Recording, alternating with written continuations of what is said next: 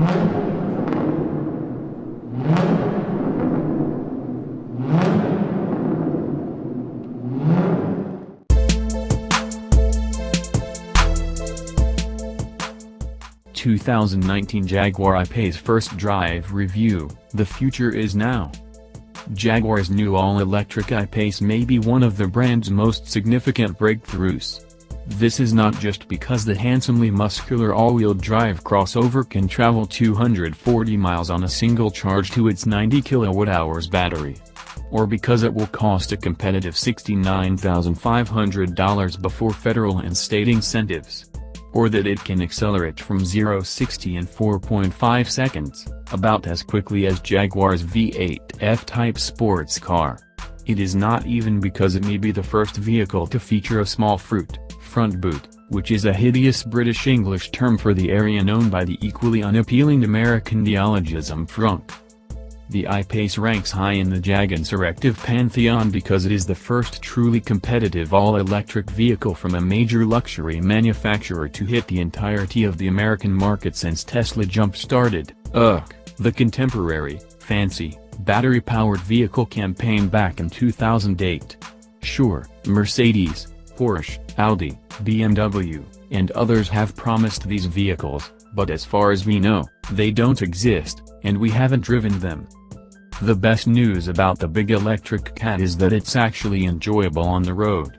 Some of this is because of its intrinsic design benefits. The heavy battery pack, housed in the floor, contributes to a low center of gravity as well as ideal 50-50 front-rear mass balance. Both of these aid not only in the vehicle's road-holding capabilities, but in its style of holding the road. Jaguar has always been adept at splitting the suspension difference between German plank and American couch, and the I-Pace follows this general trend, providing a ride that is connected without feeling overly harsh, even on the optional 22-inch wheels and Pirelli P0 tires. Note to self, reserve the Instagram handle donkey, but the I-Pace does something interesting. Due to its high seating position, and the low placement of its drivetrain components, it provides the sensation that the mechanical action of forward momentum is within the driver's direct and immediate control, but taking place elsewhere. There is no delay, or vagueness, the inputs are precise and it goes where you want and expect. But it induces the odd feeling that you are riding atop a maglev hovercraft. It's futuristic, uncanny, and fun.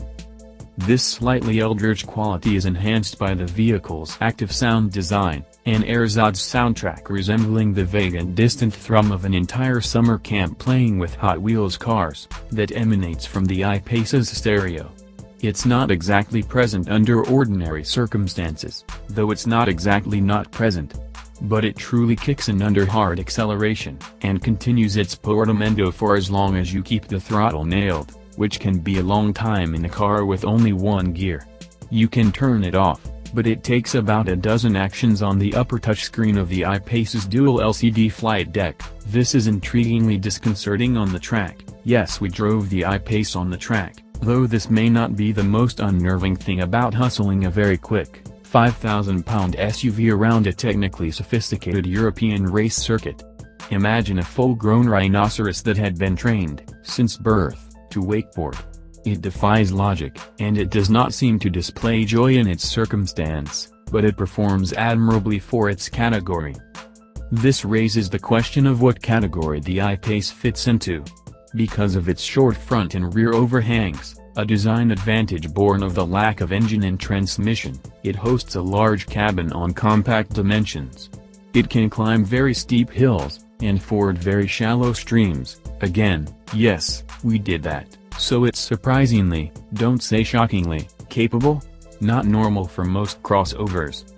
And it can be set to creep off the line when you release the brake pedal, like in a normal petroleum-powered car, so that's also weird.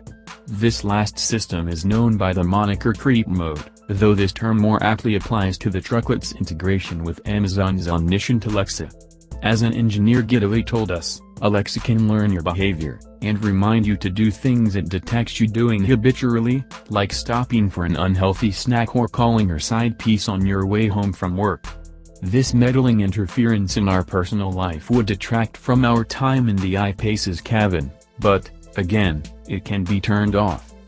With its stitched leather seats and dashboard, flat and knurled aluminum accents, wood trim, and full glass roof and lengthy, if narrow, greenhouse, the I-Pace interior feels at once premium and accessible.